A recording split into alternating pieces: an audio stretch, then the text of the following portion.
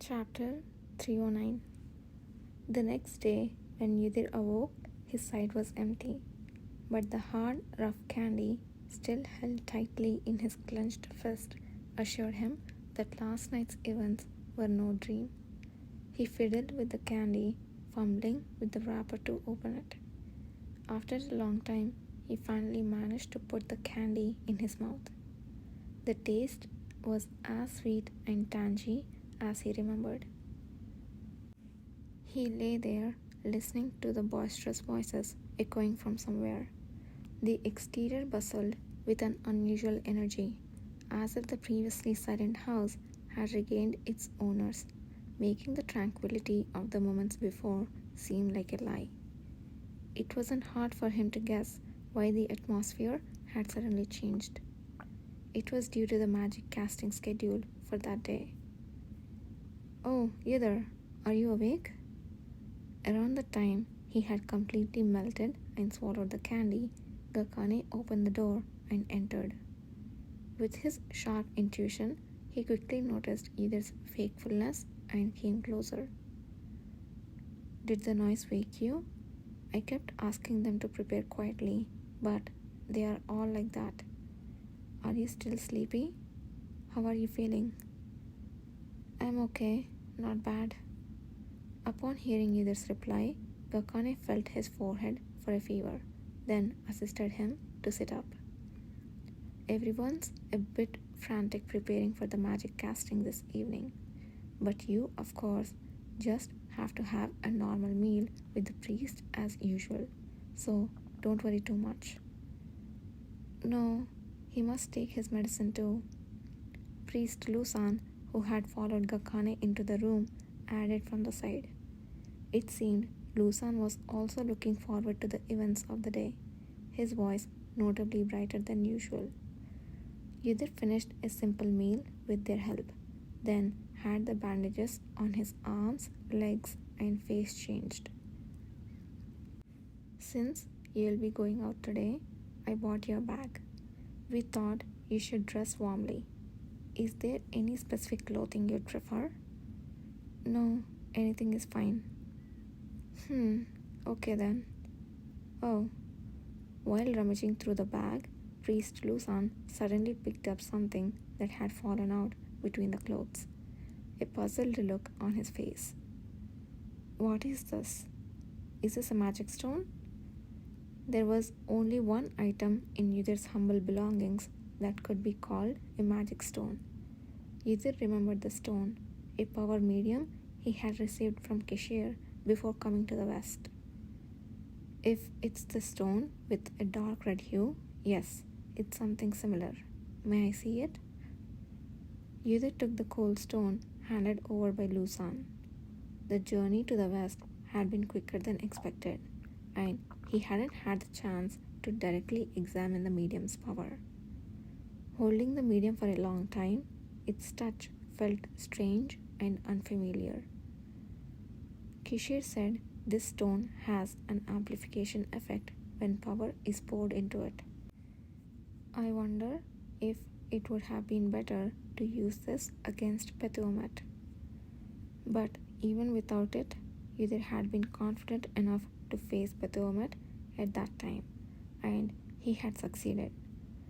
Although the unexpected inversion of blood had led him to this state, he hadn't been desperate enough to gamble on an untested, uncertain element.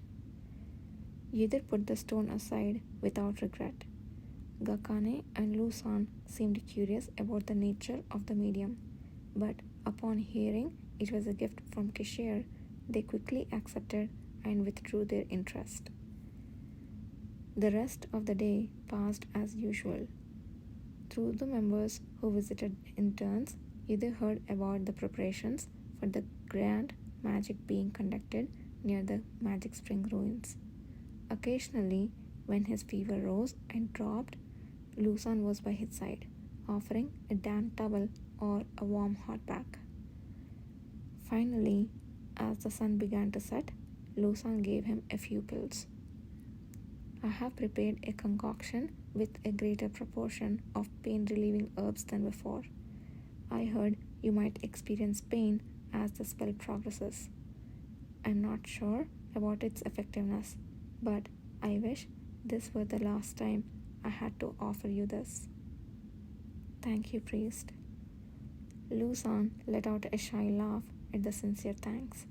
He untied the holy symbol hanging around his neck and held it in Yudhir's hand as he offered a short prayer. May the warmth of the light shine equally upon you, Yudhir, and upon us all. As the prayer came to an end, there was a knock on the door from outside. The ones who entered were the elder siblings and the unexpected guest.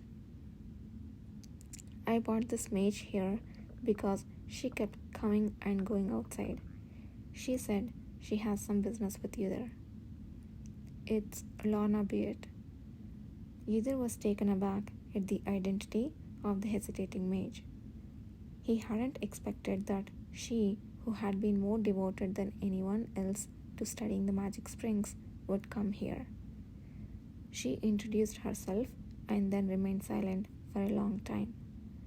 Yudhir waited for a while, then sighed and took the initiative to speak. Have your injuries from before fully healed? Yes, thanks to your help. There are no traces left now.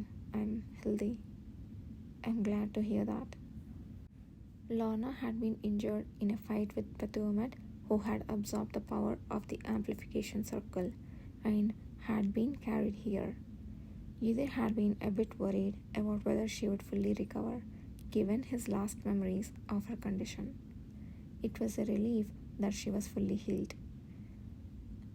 When I was injured and in danger, I later heard that you were a great help. I wanted to apologize for my actions then, but I only now have come to do so. You don't have to apologize. Yudhir had hardly expected someone like Lorna to heed his warnings from the beginning. He didn't want to hear an apology in this manner, not when it wasn't her fault that Yudhir got hurt, and she didn't contribute any more to the injury treatment than the priest did. However, it seemed as if Lorna misunderstood his intention, her voice losing some of its energy. I see. I figured you wouldn't accept it. Well, it's only to be expected. As Yudhir considered whether or not to correct her, she hurriedly continued speaking. All along, I have always thought that a mage must naturally bear the minor dangers that occur during research. I also thought it was only natural for others not to understand mages, especially for an awakener. But after going through this incident, I have had a lot of thoughts. Lorna had been saved several times by awakeners.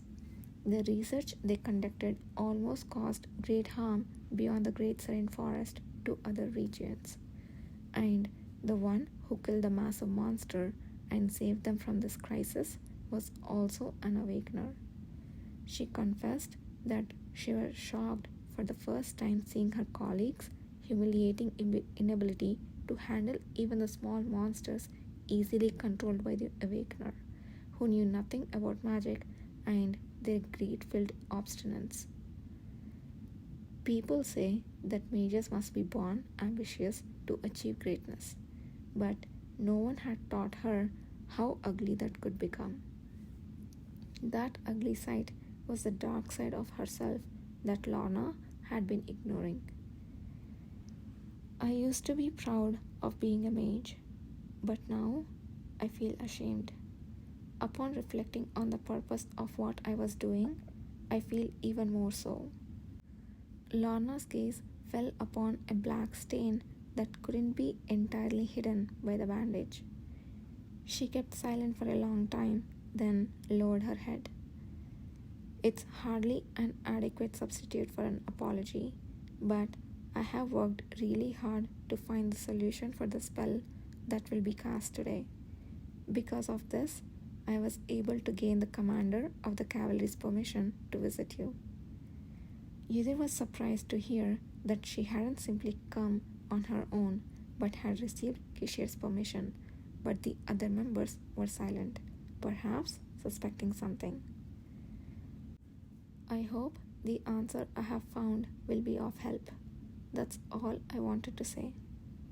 Lorna rose, gave a respectful greeting, and then left. I still don't like mages, but I heard she really worked hard this time. She even collapsed a few times from not sleeping and studying even though she was injured. So the priest had to be called in. Gakane muttered a bit gruffly next to Yudhir, who was remaining silent. I guess that's why the commander allowed her to see you. Yudhir nodded with a strange feeling. After the members chatted about how they didn't need to accept the apology forcibly and how they needed to curb the pride of the arrogant mages, they finally calmed the atmosphere. Now, we are going to move you to where the source of magic or whatever it is located. The elder siblings surrounded Yudhir and declared briefly, "We decided to do this because, according to the results of yesterday's experiment, it seemed less burdensome than moving you directly. Kana and the commander will be waiting over there, so don't worry. And you? We will follow you after moving you." Hin and Finn held hands with Yudhir between them. Yudhir gently clenched the hem of his uniform cloak. The stone, the medium of the power that he had taken out from the bag earlier, was in its pocket. "We are moving now. Get ready." Yudhir couldn't see the light flowing out from Hin and Finn's arm, but he keenly felt the energy around his body fluctuating. It was like a small whirlwind-like storm swirling around him, and after a moment he felt as if he was being swiftly pulled and flown somewhere. After the fleeting sensation of being swept away like a leaf in the wind, the surrounding air changed and he was falling. Someone who had been waiting caught him gently and held him up. "You made it all right." Kishir's cheerful voice came from above. "How does it feel to move using the elder sibling's power?" "It wasn't bad." "That's good to hear, because you're fearless. Now, take this."